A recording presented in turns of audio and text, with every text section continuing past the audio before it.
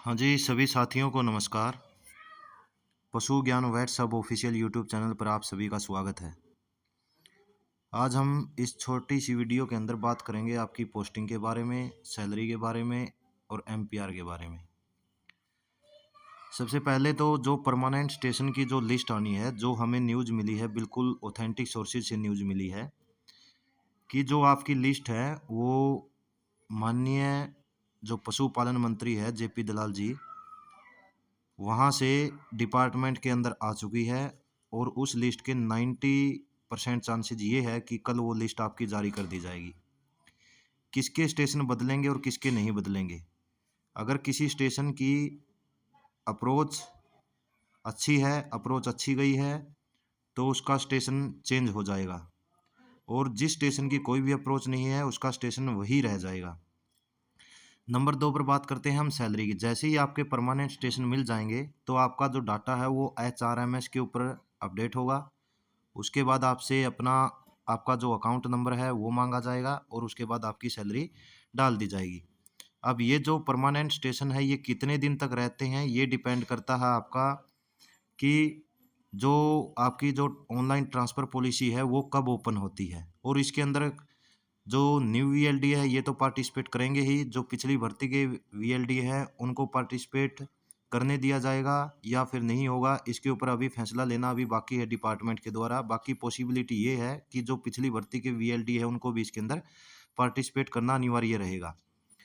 इसके बाद एचआरएमएस के ऊपर डाटा अपडेट होने के बाद जहां तक न्यूज़ मिली ये है कि लोकसभा से पहले वो पोर्टल ओपन हो जाएगा और उसके बाद जो आपकी ट्रांसफ़र होगी उसके अंदर उम्र के हिसाब से आपको अंक दिए जाएंगे और उसी हिसाब से आपका कंपटीशन होगा।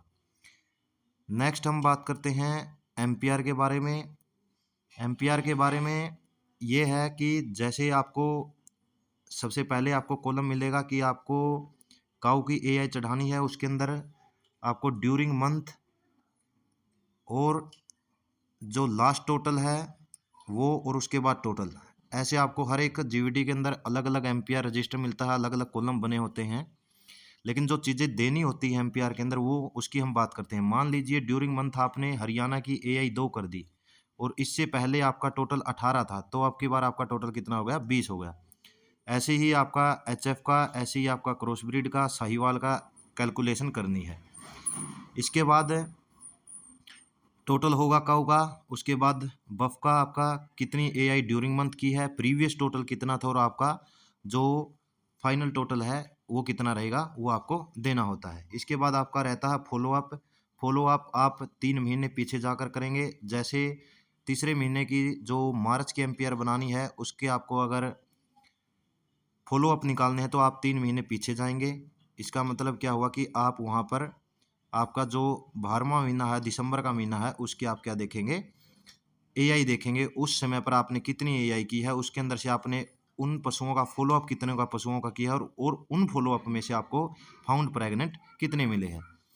इसके बाद आपको देखना है कि काफ बोरन कितने हैं। काफ बोरन के लिए आप सिंपल सा एक तरीका याद रखिए। जैसे वफ के केस में मान लीजिए आपको मार्च की एम्पियर बनानी है तो आप स्पेशली 12 के अंदर 3 जोड़ दीजिए। तीसरा महीना मार्च का होता है, 12 और 3 15।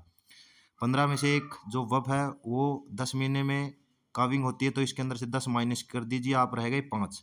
तो 5वें महीने के अंदर आपने कितनी एआई की थी, उसके अंदर से फाउंड प्रेग्नेंट कितने थे और उसमें से कितने बच्चे पैदा हुए या कितने काफ पैदा हुए उसके लिखेंगे। ऐसे ही अगर आपको काऊ की निकालनी है तो 12 + 3 15, 15 में से आप 9 माइनस करेंगे तो आप काऊ के लिए यह छठे महीने की एआई देखेंगे।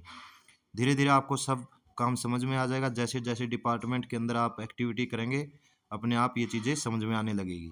तो एक छोटी सी जानकारी ये पोस्टिंग के बारे में कि कल आपके 90% चांसेस है कि स्टेशन परमानेंट अलॉट कर दिए जाएंगे। उसके बाद एचआरएमएस पे डाटा अपडेट होगा, सैलरी मिलेगी और लोकसभा से पहले उम्मीद है कि पोर्टल ओपन कर दिया जाएगा और उसके बाद आपकी जो ऑनलाइन ट्रांसफ़र पॉलिसी में उसमें आपको पार्टिसिपेट करना होगा। धन्यवाद।